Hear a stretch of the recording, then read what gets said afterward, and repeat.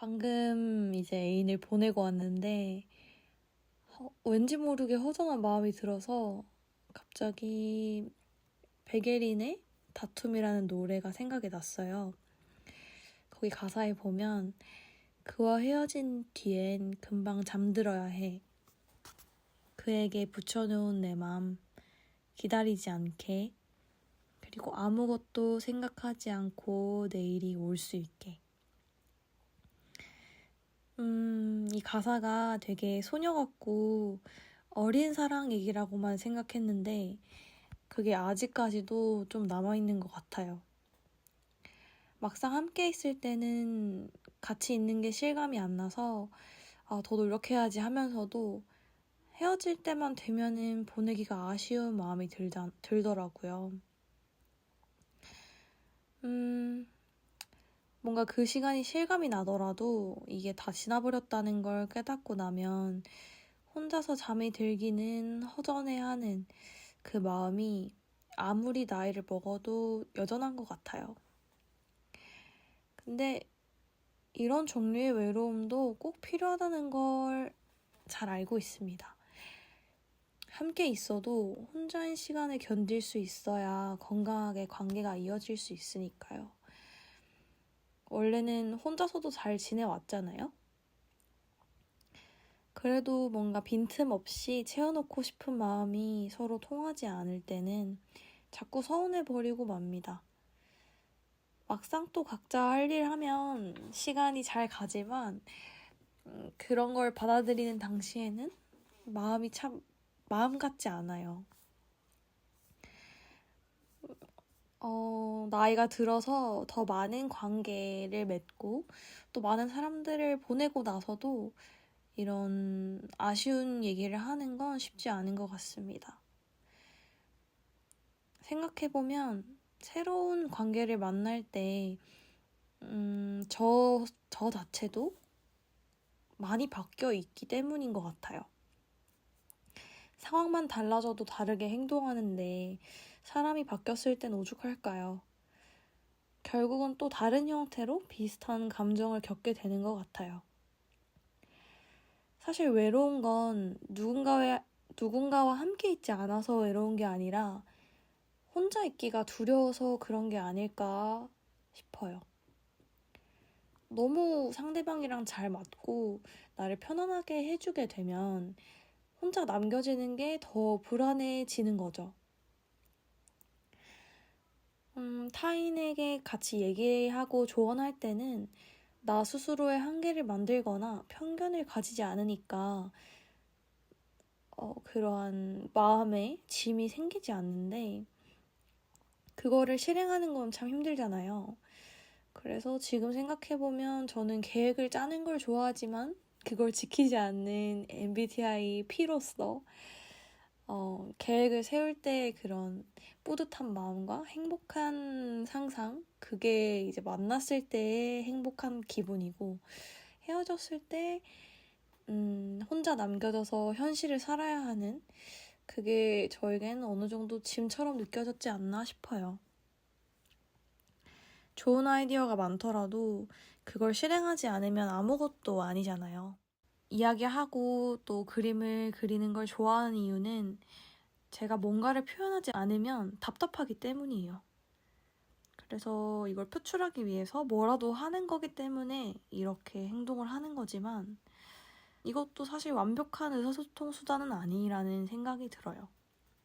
말도 완벽한 의사소통 수단은 아니죠.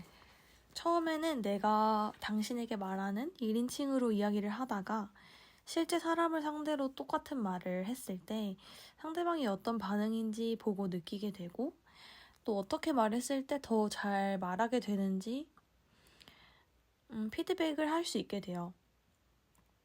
이런 것들 고민하다 보면 좀 대중적인 시선을 갖게 되는 게 아닐까라는 생각이 듭니다.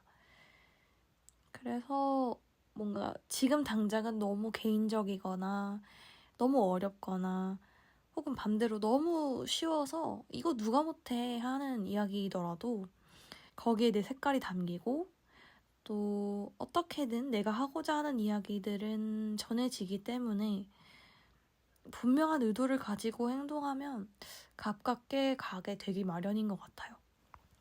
왜냐하면 아까 말했듯이 이런 피드백이나 경험치가 쌓이니까 그런 것들이 자연스럽게 녹아들 수밖에 없는 거기도 하고 결과에 연연해하지 않고 나아갈 수 있는 방법이 아닐까라는 생각이 들어요.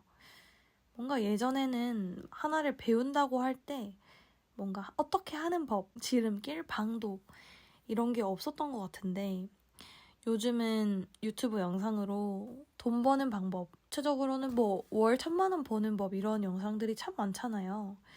근데 그게 당장은 이 문제를 해결해 줄 것 같지만 이것도 큰 맥락으로 보면 방법을 아는 거는 어렵지 않더라도 그걸 실천하고 또 똑같은 결과가 나오기가 힘들다는 게 같은 맥락인 것 같아요.